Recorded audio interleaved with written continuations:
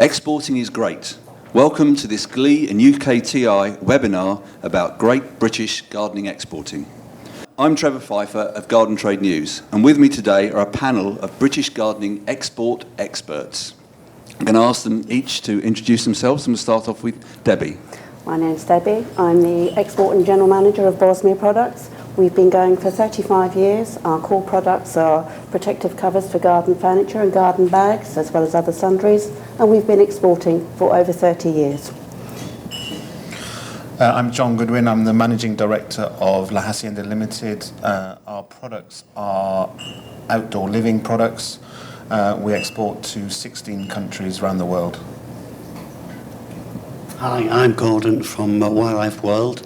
Our company was founded in 1998 and we are suppliers of a unique range of wildlife habitats. Currently, exports make up 26% of our turnover.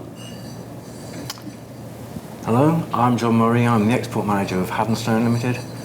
We make cast stone, garden ornaments, statuary, planters, fountains, that sort of thing. Been exporting for 40 years. And our market is about 25% of the turnover. Good morning, I'm Charlie Parker from GardenEx, which is the trade association which helps British companies to export. So exporting is what we're all about. Good, so Charlie will give us lots of good advice later on. Can I start off? I'm going to start off with John, actually. You've all been exporting for a number of years now. But maybe we can just start off with each of you the journey that got you on the export trail, as it were. Well, I joined Haddonstone 26 years ago, at a time when there was a great expansion in the industry, but we considered the market leaders, and export became increasingly important. I think in the first 5 years I was with the company, exports went from about £60,000 a year to 1.2 million. So there's massive growth for us. Europe particularly was the initial market, which was very important. We had some distributors, and as we grew from there, the reputation grew, and we ended up distributing and selling our stone worldwide. It's nice when we get to major projects because our product lends itself to sort of landscape designs and some significant housing estates, but we also sell one plant or one urn wherever people want it. So it's been a major part of our success. There have been years when the home market has been very depressed and the export market has actually carried us through. Conversely, there have been other times when the export market's been very struggling and the home market's carried us through, so we see it as complementary. And how, when you started off, did your now export customers find you? Where did they find you at exhibitions? And we start off with, we advertise in international magazines which have a long shelf life, sort of World of Interiors, Country Life, that sort of magazine. We also exhibit worldwide. We find that you need to commit to a market. Recently we've been targeting more the Middle East, so we've been exhibiting there since 2000. And the first 3 or 4 years, you're not going to get an awful lot, but as you develop a relationship, you meet the same people again and again, they get confidence in dealing with you, and that's when the product starts to shift. You get specified and people know you, and you develop friendships as well, which is important, I think. Okay, good, thank you. Gordon, how did Wildlife World get started on exporting? Well, I joined the company 4 years ago, and as I said before, it's actually been in existence since 1998. There were some exports in place before I joined. I'm pleased to say there are a lot more now. Our route to market to find new customers is usually trade shows, visits to market. It can be Meet the Buyers Day via GardenEx. We also have a lot of strong internet inquiries that often turn into business. So it's a combination of factors and various sort of routes you need to follow to bring new customers on board. Good. Okay, let me see if it's the same for Bosmere and for La Hacienda. Debbie? Well, actually, our route to market probably started off at Cafe Cologne because we've been exhibiting there for over 30 years, and company 35 years. It was a very good place to start with, and as previously mentioned, building relationships with people that you see again and again gives confidence, brand exposure, and also you need to be seen to be there, basically, so people know that you're there. And by continuing to go to all of the exhibitions, I find very, very positive. We are now also, we've got a web page, a strong web presence and inquiries, And all of this helps, as well as the Meet the Buyer days, and also attending Glee and all the international buyers that come there as well. Good. Okay. John? Yeah, it's similar for us. We started Glee about 15 years ago and have been every year since. And the first few years we did find a few international buyers, and as we grew, we then went to other shows supported by GardenEx, and we went to the Gaffer Cologne, which is a fantastic show for international buyers.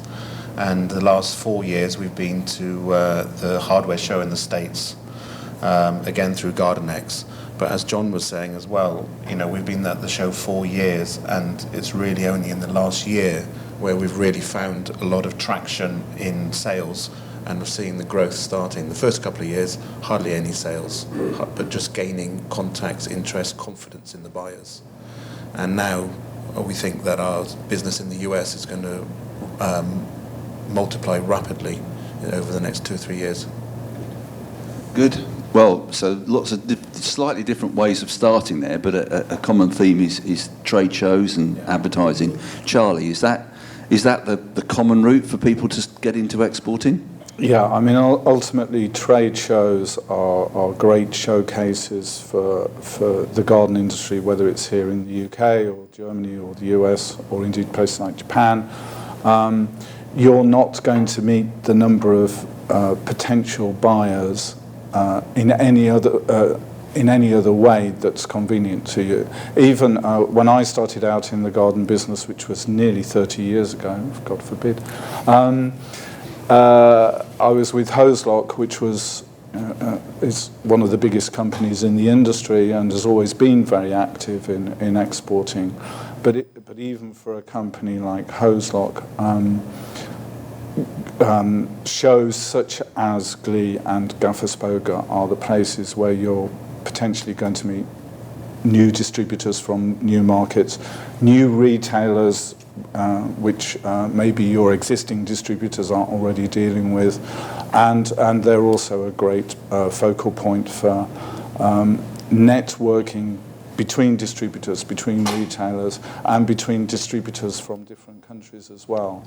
And from your experience, do people get into exporting almost a bit by accident? I.e., they have a stand at a trade show and somebody comes along and says, I'd like to take your product abroad, or is it through that they have to have a plan to make it happen? It's a mixture of both, but a lot of the export business that certainly the companies that I've worked for over the years was often chance contact, not only just on the exhibition floor. It might be in the bar in nearby, or in a hotel lift where you just exchange cards and say hello to people, and then encourage them to come and visit your exhibition stand at the show. But it's a mixture of kind of serendipity, but it's also obviously the best way is to have a strategic plan as well. John, you want to add to that? Yeah, I was just saying, just by attending Glee those times, we did fall into export accidentally by some international buyers attending the Glee shows, but we then upped the game and then started attending the overseas shows. And say, I was talking to Trevor earlier, we've now put an import department into our business, and someone to manage that, and some administrators as well, and go out and target much more international business, because we feel that's where our growth is going to come from over the next few years. You mean an export department? An export department. Yeah. You said import. Okay, so there's export business to be done. What I really want to try and understand from each of you is why British exports? What's special about what we do and what you do as suppliers that people are prepared to buy into and import, from the UK? Debbie? Well, I think for most people that export, they have a good knowledge of the garden retail industry, and I think really it's a garden centre industry all developed within the UK. Therefore, we are ahead of everybody else, and people like to buy into our expertise and our knowledge, basically, and also they like a strong British brand. Okay, so it's a strong British brand, but that's interesting. So it's your expertise of having sold through British garden centres and understanding that market that's part of the I believe so, yes, because in other countries worldwide, the garden centres are not quite as established as we are over here in the UK, and where some of them are actually developing their business as well. For example, with internet sales, Eastern Bloc is a little bit further behind us, and we're way ahead, and we actually have that knowledge and that expertise, and we can then pass it on. We actually distribute via distributors, who we then expect to sell on our behalf, so we then pass on our knowledge to them. Okay, so and John, you mentioned to me earlier that in effect you're doing category management abroad. Yeah. We people buy into our expertise, our knowledge of the market in our particular niche sector, and rather than send out buyers to go and find the sort of product range that we offer, people are prepared to buy through us, and we then effectively manage a range for them within their country or their retail sector. So we're exporting our knowledge and our excellence and our design. Yeah, and the design, the R&D. Yeah, that's the important part. And in terms of innovation, Gordon was saying that wildlife, one of the key strength of Wildlife World's exporting is innovative new products. Yeah, that's absolutely right. Our owner, Norman Sellers, is a real whiz kid on developing new products, and sometimes it's a little bit hard to keep up with what we're doing because we have so many coming along, but our customers love this. Just going back to Debbie's point before about why we have this reputation as UK exporters, as I think the UK is seen as birthplace and really home of hobby gardening, and this reputation is across the world. And we also have a reputation for high quality products, and the UK as a whole has got a long history as a trading nation. So there's this strength of history that we can fall back on and give confidence to our customers.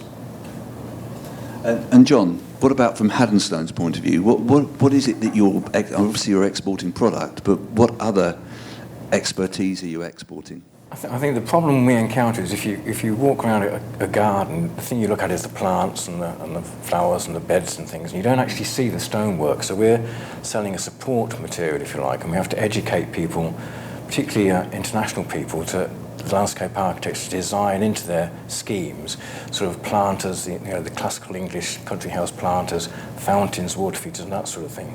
So our biggest job is just sort of showing people that the part behind the flowering side. That's what we find. Good. And Charlie, anything else on expertise that people are exporting as well?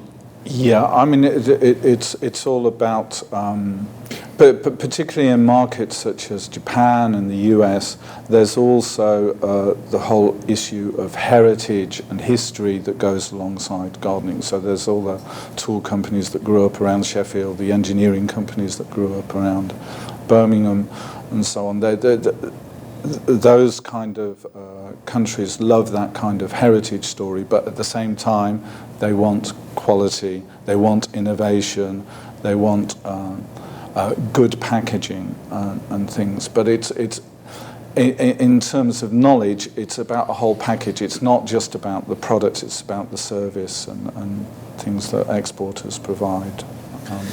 Can I ask?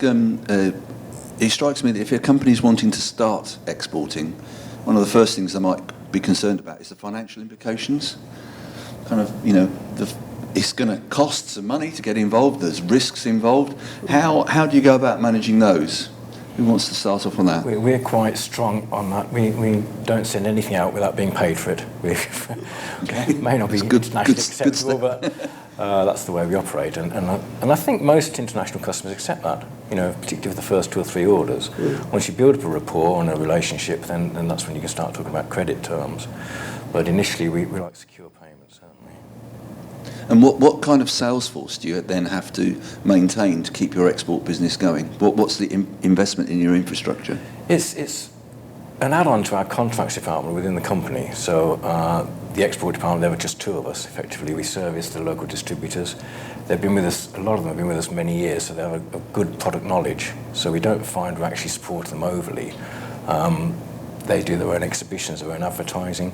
So it's generally visiting occasionally and introduce them to new products and make sure that they have the support that we can give them. And the important thing is prompt response when you have an inquiry. Particularly in the international market, they won't hang around for a week or two. You know, I've had an inquiry on the Friday, and by the time I get back in on Monday, I've got 2 inquiries, 2 mails chasing up the response, you know, because Arabs don't generally appreciate you're not actually there Saturday and Sunday, so you need to be prompt, you need to be persistent, I think, as well, and patient. So that's the 3 things. Okay, good. Gordon? Yeah, I'd definitely endorse the patience and persistence aspect of that, especially when it comes to attending exhibitions. Very often, if a company decides, I think I'll go to GAR for Spoga this year and do it once, it's a bit of a wasted effort. You're not taken seriously. You need to go 2, 3, 4, 5 times until you're seen as a serious player in the market. Okay, from a financial perspective, how does Wildlife World approach the financial risks and reward side of the exporting business? Well, very much, as John said, we insist that first orders from new customers are done on a pro forma invoice basis, so we're paid up front, so that does mitigate the risk. And we also have export cover for credit insurance once the customers become more established. Okay, so that sounds like it's good from a cash flow point of view. Absolutely. Yeah. And John was saying that you do exactly the same thing with export insurance. Yeah, we cover all our export debt through insurers. So we set credit limits with our through the insurers, and we trade within those limits. So we do offer credit, but it's all covered. So in some respects, the 20% of your business that's exporting is less of a risk than the 80% of your business in the UK, where you've got numerous garden centres that could owe you money at any one point in time. Well, yes, but we do cover that as well. We do cover all our debt. So, but going back to the point of investing in the export, I mean, I think it's very important to visit. You need to visit the markets and understand the markets before you actually selling to the markets, because they are very different. For example, for our sort of product, France is very different to Germany, even though they're next door neighbours. I mean, it's quite incredible how different the markets are, and you need to visit the retailers and understand what they sell and what is potential to sell. And that's where a lot of cost is as well, in time and money. Debbie, from Bosmere's point of view, the financial risk versus reward? Okay, most of the distributors we've been dealing with, we have in fact been dealing with for a considerable time, and we're in the very fortunate position where I don't think we've ever actually had a foreign debt go down on us. But on the other hand, that's also due to strict credit control should you actually offer the credit terms as well. In our case, most of our distributors are all on terms because we've been dealing with them for a considerable amount of time. But any new customers, again, you've just got to build that relationship up. You've got to get to know them. We've also started visiting people so we can get to know what their business is like, seeing what sort of building they're operating out of. I mean, if they're operating out of a shed in a back garden, God help you. But on the other hand, if they've got a well-established factory or warehouse and that, it's very comforting to actually go and visit them and know that. So I think it's all about building relationships with the people you're doing business with, because people that owe you money, they don't want to come and speak to you and talk to you. They'll do anything that they can to avoid you. That's from the UK side of things. So, what about the ongoing maintenance and continued development of the export business? So we've got it set up. We're trading Great British knowledge, expertise, as well as products. But how do you go about maintaining that export business? How much effort do you have to put into that compared to maintaining your UK business? Who would like to start on that? John again. The first thing you need to do is identify the market you're targeting. All products have areas in the world where they're going to be more receptive than others. So identify the countries or the regions that you really want to export to, and then visit the area, see what retail outlets there are there, see what trade shows there are you can attend to, take advantage of the UKTI very generous grant schemes and GardenEx support as well, and then actually get your feet on the ground in there and meet the people. That's the important thing. But don't try and spread yourself too thinly. If you try to go worldwide immediately, then you'll just achieve nothing. But get into the important markets first so you know what you're doing. Gordon?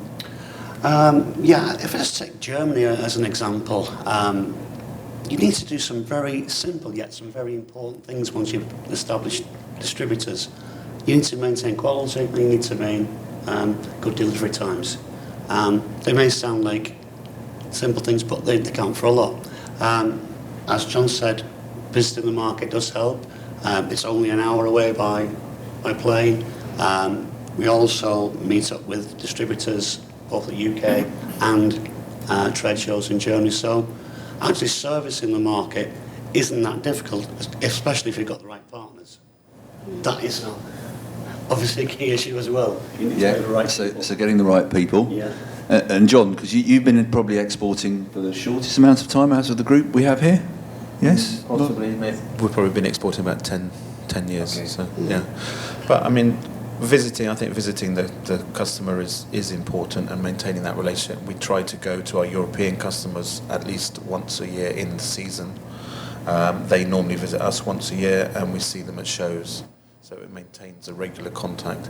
I mean, with the US, it's a bit different, and with our Australia and New Zealand, it's obviously more difficult as well. We tend to see Australia and New Zealand customers at the Spoga Gaffer in Cologne each year. So it is a important show for us to go to see a lot of people from farther flung places. But with all that travelling, another key component of this is you need to have a really good team back at base that can get on and run the business and do everything while you're out pioneering and finding new customers. Yeah, I mean, exporting, it does take time out of the office. I mean, you need to visit. I say that's why we're sort of installing a new export team to sort of take the pressure off Simon and myself, who have done it up to now. But yeah, it's time and cost. It does cost, but hopefully the reward is worth it. And Debbie? To keep the momentum going, obviously, in the first instance, obviously you have your good products, you're out there, you've sold them, but then it's keeping the momentum going afterwards. It's having the good backup services behind, so that when the customer places an order, they get it quickly. They don't have to wait for it. They're kept informed. Should there ever, unfortunately, be a problem, you keep them informed, and then you just keep that relationship going. And one of the other things for keeping the momentum going as well is always having sort of new ideas and keeping them informed, sometimes ahead of the game, so they think they're being treated specially, and focusing in on your customer, if necessary, tailoring what you do to what they want, not assuming that, hey, we are who we are, this is what we do. Sometimes you've got to be a little bit more flexible and adaptable and try and do what the customer wants. Yes, I was thinking about that. Obviously, to start off with, you're innovating in the UK, creating good products that people are buying and buying your expertise. But there must come a point where actually you start creating products for your export markets that sometimes you'll end up selling in the UK as well?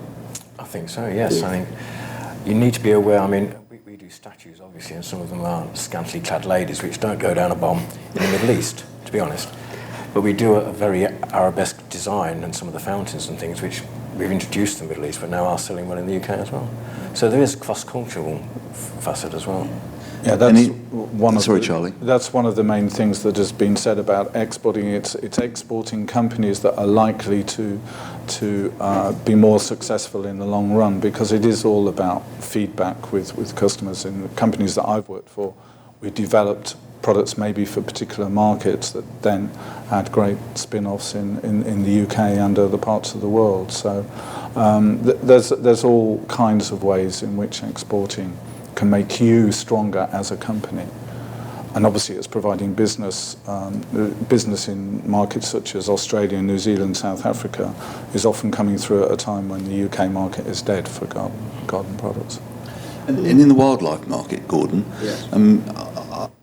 are the British regarded as the leaders in that field? Are you able to take innovations across Europe, or are there some things that the Germans and the French are doing or Scandinavians even, that you can bring back into the UK? Yes, I think so. I think we're seen as the innovators and leaders for insect-type products and habitats. If you take Scandinavia, for example, bird-related products are stronger there. Maybe something to do with the fact that they have a shorter summer and less of a sort of hot season, if you like, than we would tend to have.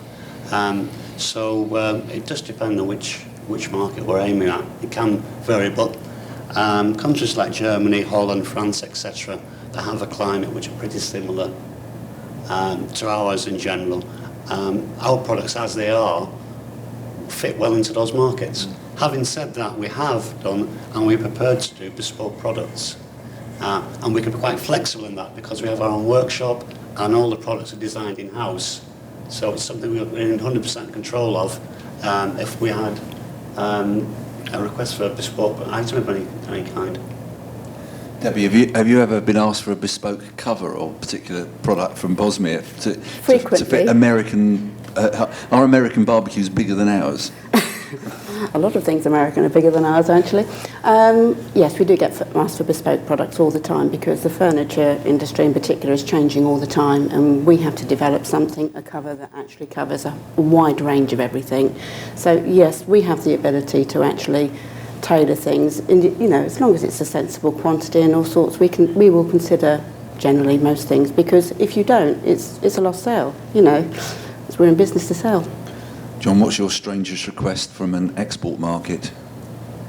I don't know. It's difficult to quantify. I think, as Debbie said, Americans all the product they want are the bigger items of the range. I mean, we have a chimenea that's 6.5 feet tall that they sell well in the States. Is a product that is going well. So yeah. Good. Okay. What do you think? What do you see as the future of British gardening exporting? Who wants to go on that one? Yeah. There's great scope for the future because there are so many markets out there. There are so many. The world is a changing place, and I've been working in exporting for 30 years, and I'm constantly meeting new types of retailer. Obviously, the whole internet and e-commerce side of the business is something that's completely new, and there are all kinds of generalist e-commerce retailers, but also lots of special niche people who are maybe focusing on ecological products and that kind of thing. So there are always new companies appearing on the scene. The garden centre sector still remains to be strong and gets more diverse over the years. It's moved on a lot from the days when garden centres were little more than nurseries that maybe had a bit of growing media and basic tools and things. They've now become destination garden centres, and that obviously also brings in all kinds of new product areas that can be sold in garden centres. And many of the overseas markets develop differently and focus on different sectors. For instance, in France, the garden centres will also offer a lot of pet products, whereas in Scandinavia the focus is still very much on nursery and nursery-related type products. And that's what we try and do at GardenEx, is try and help our members to understand where the potential markets for their products might be and what kind of areas to focus on. John, the future for Haddonstone on exporting? I think there are always new markets opening up. I think the British garden industry has influenced the world, and whereas some countries are catching up with us and entering into competition with us effectively, I think there are places like South America and Africa which potentially in the future could be significant markets for us. Good. Yes, I think two things. Firstly, in developed countries, there's an ageing population, more people in retirement, and these people are likely to have their own homes and more often than not a garden. So that's an ever-growing potential customer base. Second thing, generally there is a wider acceptance now of green issues, and the idea of looking after the environment is gaining pace everywhere. So these are sort of two real plus points for the future of people trying to sell into the garden market. And Debbie? For the future with regard to Bosmere in particular, it's definitely the sort of product we sell are very easy to sell on the internet, and we find we're getting approached by more and more internet-based companies who have a strong web presence and all sorts. And therefore that's actually changed the way that we do business in some of the ways, because instead of having smaller orders, you're getting larger orders. We don't drop ship, don't do direct deliveries to anybody. So we are sending in bigger orders to cater for the internet type buyer basically, because they are ordering in larger quantities than the smaller garden centres, and it goes back to your distributors and how they're actually distributing in the countries that they are based in. So I think the internet basically is a very, very strong growing market, and I'm sure we're going to hear a lot more about it. And John? Yeah, I think the world now is a much smaller place with all the sort of, communication technology makes everything a lot easier. Talking to people. I mean, I remember the first time we used to buy some product from South America, we used to have to phone the supplier via the pharmacy. He didn't have a phone. The pharmacy opposite had a phone, and you'd have to phone and they'd go out and run and find him, and that was how your communication was with your supplier. Whereas now, obviously, you can Skype or text, or you do whatever you want, send emails all the time. So I think that sort of helps the market, helps you bring everyone much closer, so your customers are much closer to you and a lot easier to contact. For us, as La Hacienda, our main growth focus at the moment is the US. We've sort of broken into that market now and expect it to expand rapidly. The US gardening business is over 10 times the UK's, so there's massive potential there if you get it right. So we are looking to expand quite quickly over there at the moment. So we've had a great webinar where we've learned a lot about Great British Gardening exporting. Can I just ask each of the delegates just to sum up in one sentence, if you like, what they think are the keys for a success of British gardening exporting? Can I start with Debbie? You may. A good quality product, a good exhibition presence so that your brand is out there and is well known. Good, thank you. Yeah, I think knowing your market, knowing the customer that you're selling to, and tailoring the products to that customer. Good. Yeah, I think for any company that's starting off in export, take it one step at a time and prepare to be in it for the long term. John?